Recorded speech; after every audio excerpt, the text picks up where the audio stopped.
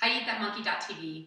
So I get asked a lot about modifying exercises for either a beginner, someone who perhaps is overweight and is concerned about the impact on their joints with many of the exercises that I do, someone who has an injury and they need to modify as a result of that, or just pain that they're having with some of the exercises. So there are 3 levels of modification typically. The first level, if anything that we're doing on the floor in a push-up position, if we're in plank, so this would be the plank push-up position. If this is our starting position for something, whether it be push-ups, mountain climbers, you have various options to modify. So the first would be to place your hands on a wall. Now, you can be directly like this, so you'd be straight up and down. And when you push up, there's very little weight of your body that's required with your hands. The further you move your legs out, the more work that there will be in for you.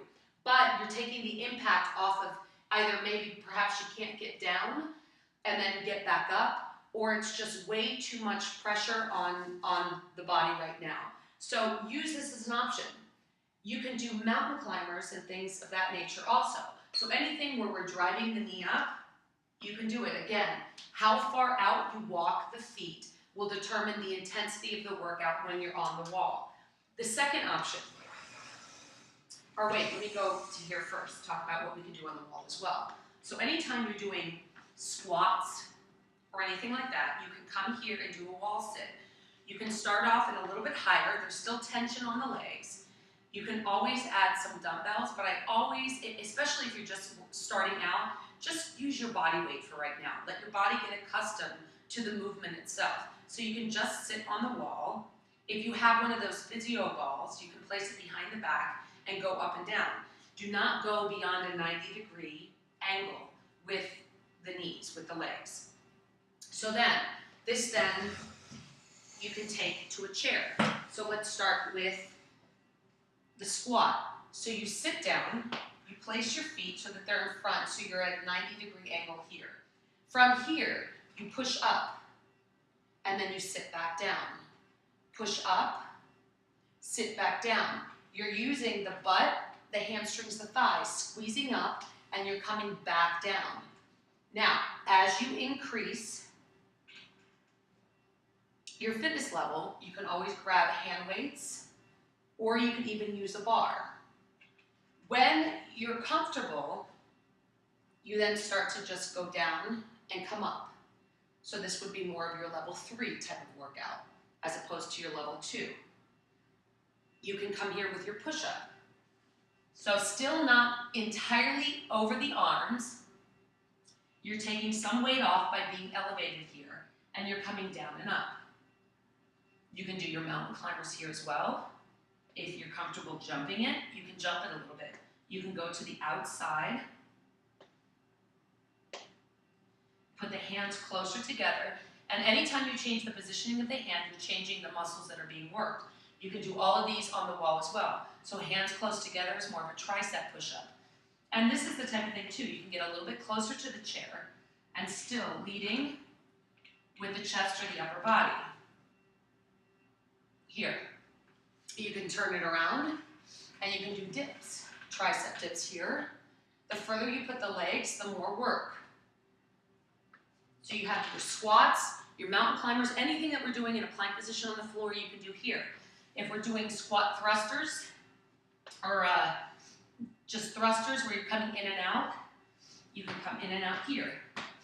You can walk it in and out. And you can do the same thing on the wall as well.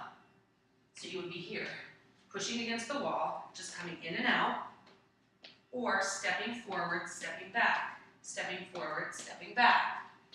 So now, getting rid of the chair, the last option is to come to the knees. So make sure first that you start in a plank position. So you're directly over, hands are directly underneath of the shoulders, coming down to the knees. You can do all of your push-up variations here. You can go wider, closer, whatever it is that you're looking for, whatever type of push-up you want to do. Then, mountain climbers, it's obviously very difficult to come directly underneath, so anything that we would do with the knees coming straight, you would bring them out to the side. Still working tremendously on the core, and you're getting a lot of arm work as well. So those are your options here. Now, you can come here, you can step anything that we do that's jumping. So even if you're coming here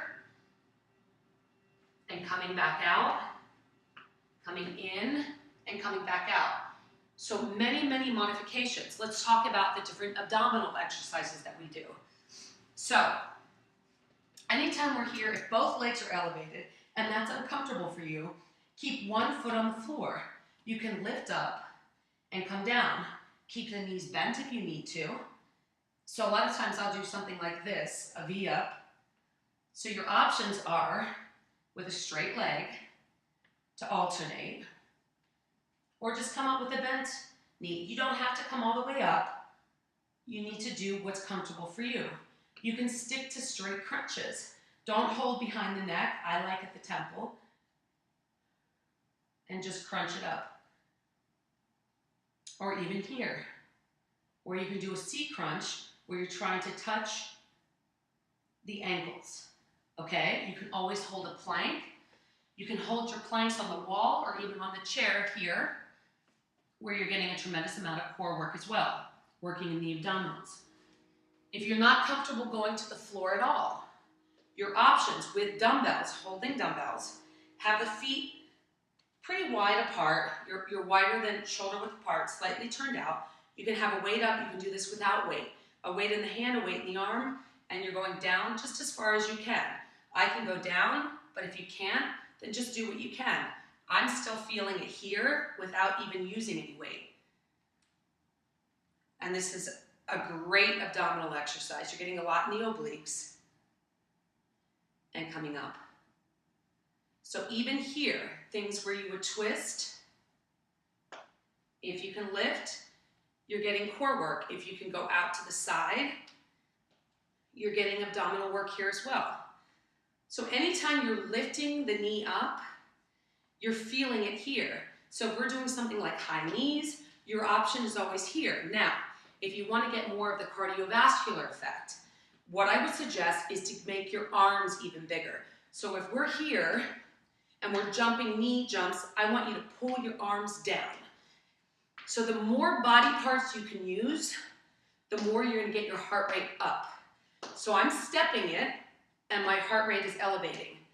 I'm starting to breathe a little bit more, and if here's where you need to go, then here's where you need to go. If we're doing something like a jump squats or jump knee tucks, just go as low as you can and as high as you can.